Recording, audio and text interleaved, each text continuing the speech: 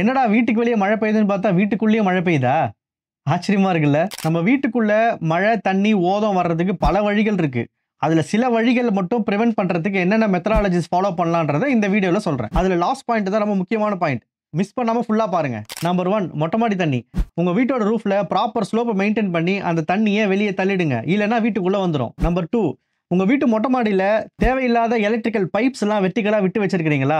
அதெல்லாம் find out பண்ணி அதை இமிடியேட்டா க்ளோஸ் பண்ணுங்க. இல்லன்னா ஒரு பெண்ட் போட்டு டம்மி போட்டு மூடி விட்டுருங்க. 3வது உங்களோட ரூஃப் பீம் ஜாயிண்ட்ல செவுரு போய் க்ளோஸ் பண்ற இடத்துலயும் சரி, பீம் போய் க்ளோஸ் பண்ற இடத்துலயும் சரி, ப்ராப்பரா வாட்டர் ப்ரூஃபிங் பிரிவென்ஷனை ஃபைபர் மெஷ் வச்சு பூச சொல்லுங்க உங்க பில்டரை. இல்ல அப்படின்னா அதுவுமே ஓதம் வரதுக்கு பெரிய வாய்ப்பா அமைஞ்சிரும். 4வது உங்களோட டாய்லெட்ஸ் எல்லாமே ப்ராப்பரா ஸ்பேசர் வச்சு டைல் போட்டுட்டு அந்த ஸ்பேசர்ல எபாக்சி கிரவுட் பண்ணிட்டீங்க அப்படின்னா தண்ணி ஊத்துற தண்ணி வெளியே லீக் அவுட்டே ஆகாது.